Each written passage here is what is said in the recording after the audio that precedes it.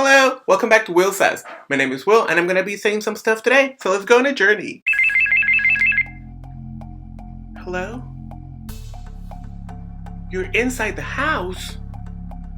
Ah! With the spooky, scary Halloween season now gone, and everyone's timelines looking a little bit more like this, I look back at this past Halloween season and realize I didn't watch as many horror movies as I intended to. There are the usual classics that I like to indulge in every year, such as Dead Becomes Her, The Craft, Halloween Town 2 Calabar's Revenge, and of course Hocus Pocus.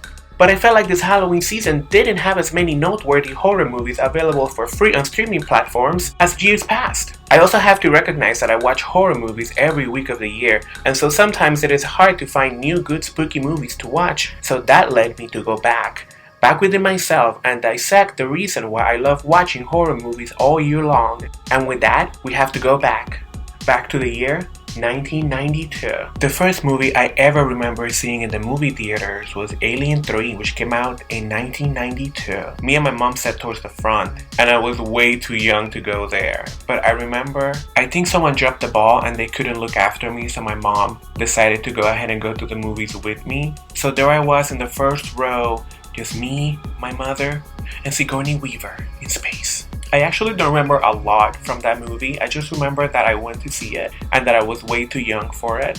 But I actually don't remember if I even got nightmares from it. Although I am sure I did, since I was 5. This next movie though, gave me nightmares for months to come.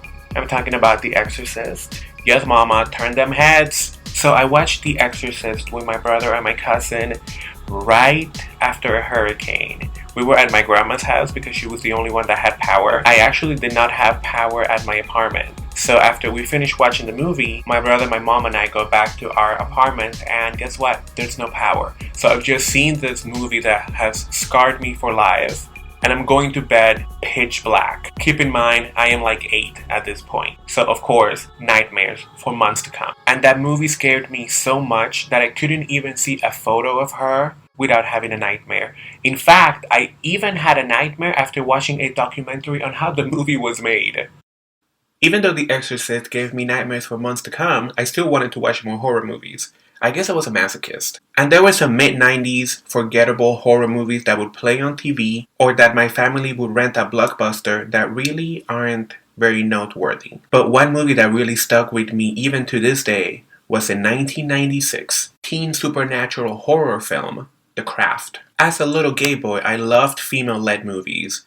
It had magic, cool gothic outfits, and a dark storyline. I was totally in. I watched it one night with my mom. It was late at night, and I do remember my brother coming home after hanging out with his friends and telling me not to watch the movie because it will give me nightmares. After The Exorcist, I thought about it, and then I thought, hell yeah, I still want to watch it. I don't care about the nightmares. I'm a big boy. And I am so glad that I actually watched the movie because to this day, it is one of my favorite movies of all time. It gets a regular viewing at least twice a year. And actually, The Craft never gave me nightmares, even though it has that awful scene at the end with all the bugs and roaches and snakes, which I am actually not even going to put a screenshot here because it is totally disgusting. After The Craft, I wanted to watch more supernatural horror movies that weren't your typical monster flick. I watched this movie, maybe you guys have heard of it. It is called The Sixth Sense, and let me tell you, it blew my mind. Mainly because it was the first time I had ever seen a movie with a plot twist like that towards the end. Spoiler alert, Bruce Willis was a ghost the entire time. So actually, one of the scenes that really scared me was the one with Misha Barton. She played a dead girl who was slowly poisoned by her stepmom. After I watched that, I was like, wait, the villain can be a loved one? The villain can actually be a normal person, not a monster, a ghost, or a demon? I was only 8 or 10 at the time, so those ideas had not really developed in my brain yet because it was all mushy and kid-like, and it really blew my mind. After that, I was like, that is it. I am not trusting anyone ever again. Get that soup away from my face. I also remember watching the Blair Witch Project, and it was so boring I could not finish it. But I did love all of the people making fun of it afterwards. Especially that one scene with the girl, all snotty, crying at the camera. Girl, I can relate. A witch be always coming for my goodies. Now, it is Y2K, the year 2000. I moved to the US with my mom and a few other family members. And my dad was already living in the States, so now I could actually hang out with him more often.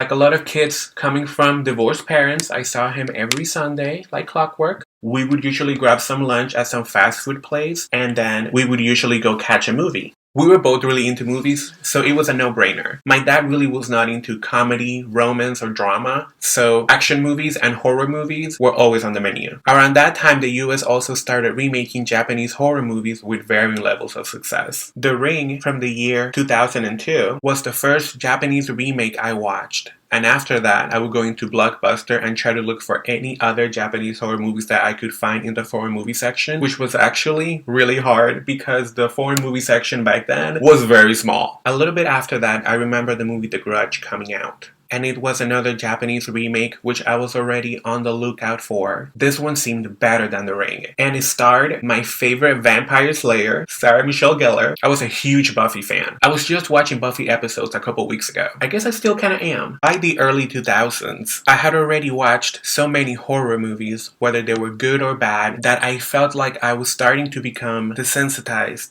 to horror. Jump scares were starting to not scare me or make me jump. Monsters in movies did not scare me. Movies like Final Destination, Saw, and Hostel were fun to watch, but I didn't really consider them horror movies. Although Final Destination did help me become more paranoid because anything in this world can be your demise. So after the movies The Ring and The Grudge, I wanted to watch more Japanese horror movies. This time, I wanted to actually watch the original Japanese movies, not the remakes. And when I started watching Japanese horror movies, I started to discover that there was something that was truly terrifying, and that was psychological horror.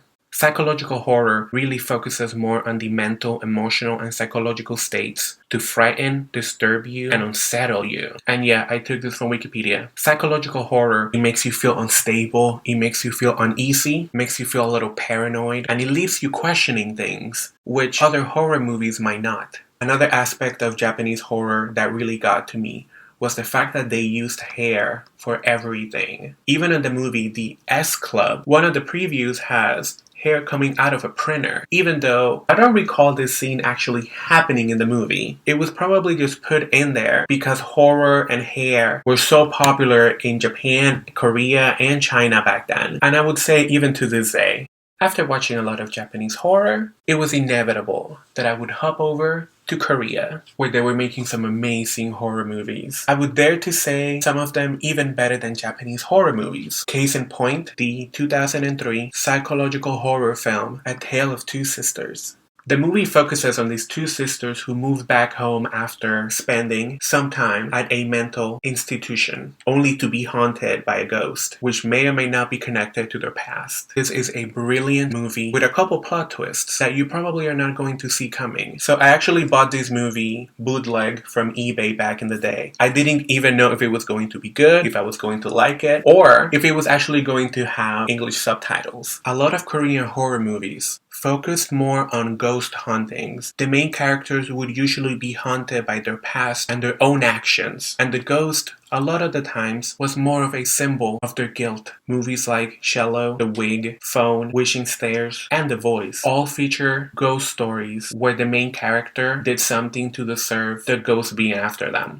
One of the things that a lot of those Korean horror movies had in common was the unreliable narrator, which is a narrator who is telling you, the audience, something, and then something happens in the movie, and you find out that they had been lying the entire time to make themselves look better, or maybe something happened that actually made them forget what happened. A movie with a perfect example of an unreliable narrator is the 1997 Japanese animated psychological thriller Perfect Blue, where we have Mima, a indie J-pop idol. Mima finds a website called Mima's Room, where it is kind of like a blog written as her, talking about her daily life. Things start to spiral downward, where you as the viewer don't know what is real and what is actually a movie. Perfect Blue is a perfect example of a psychological horror movie with an unreliable narrator, and if you have not seen this movie, I highly suggest it.